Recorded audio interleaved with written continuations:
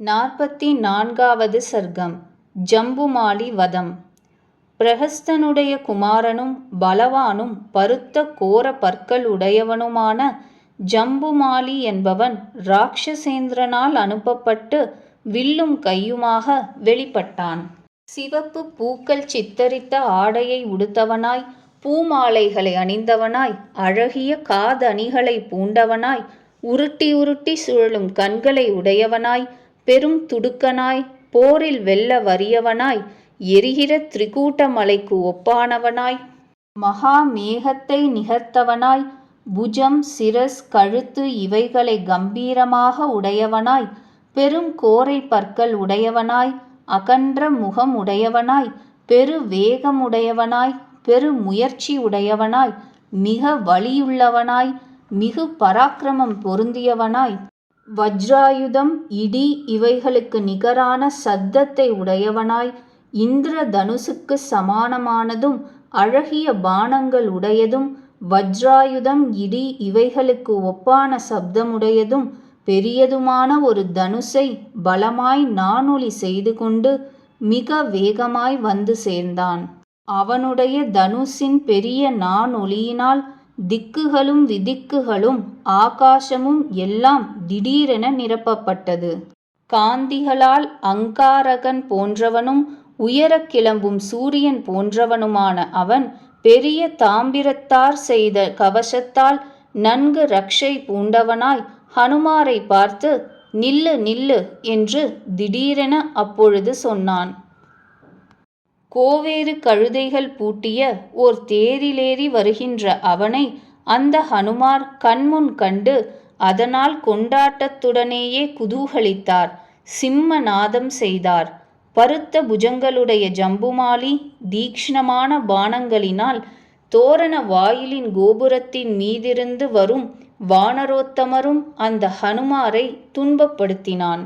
அந்த கபீஸ்வரரை கைகளில் 10 நாராசங்களாலும், தலையில் ஒரு கர்ணிகை என்ற பாணத்தாலும், முகத்தில் அர்த்த சந்திரன் என்கின்ற பாணத்தாலும் குத்தினான்.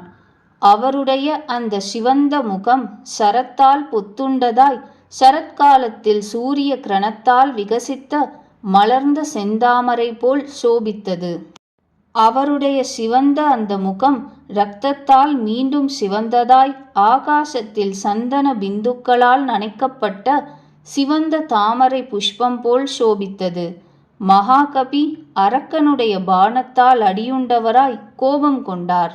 அப்பொழுது போர்வீரனான அவர் மிக பரந்த பெரிதான பாறை ஒன்றை அருகில் கண்டார்.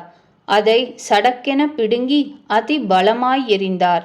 அரக்கன் சினம் கொண்டவனாய் அதை 10 சரங்களால் தகர்த்து விட்டான். சண்ட பராக்கிரமம் படைத்த வீரியவந்தரான ஹனுமார் அச்செய்கை வீணாய்விட்டதைக் கண்டு பெரிய ஒரு ஆச்சா மரத்தை பெயர்த்தெடுத்து கிருகிருவென்று சுழற்றினார்.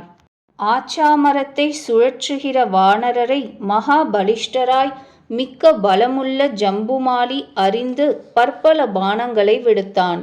ஆச்சா மரத்தையும் 4 பாணங்களாலும், வானரரை புஜத்தில் 5 பாணங்களாலும், மார்பில் ஒரு பாணத்தாலும், மார்பின் மத்தியில் 10 பாணங்களாலும் துயரூட்டினான். சரங்களால் அங்குமிங்கும் பொத்தப்பட்ட அவர் கடும் கோபத்தால் பற்றுண்டவராய் அதே உழல் தடியை எடுத்து விசையாக சுழற்றினர்.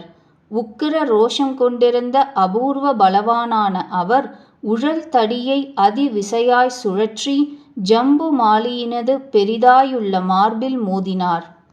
அதனால் அவனுடைய தலை ஒழிந்தது. அவ்வண்ணமே கைகளும் ஒழிந்தன, முழங்கால்களும் ஒழிந்தன, தனுசும் ஒழிந்தது, தேரும் ஒழிந்தது, குதிரைகளும் ஒழிந்தன. அப்பொழுதே பாணங்களும் போனவிடம் தெரியவில்லை. அவரால் பலமாய் அடியுண்ட மகாரதனான அந்த ஜம்புமாலி அங்கங்களும் ஆபரணங்களும் சூர்ணமாகி உயிரிழந்து பூமியில் விழுந்தான். ராவணன் ஜம்புமாலியை கொல்லப்பட்டவனாகவும், மகாபலிஷ்டர்களான கிங்கரர்களை அப்படியே கொல்லப்பட்டவர்களாகவும் கேட்டு கோபத்தால் செக்கச் செவேலென்று சிவந்த கண்களை உடையவனாய் சினம் கொண்டான்.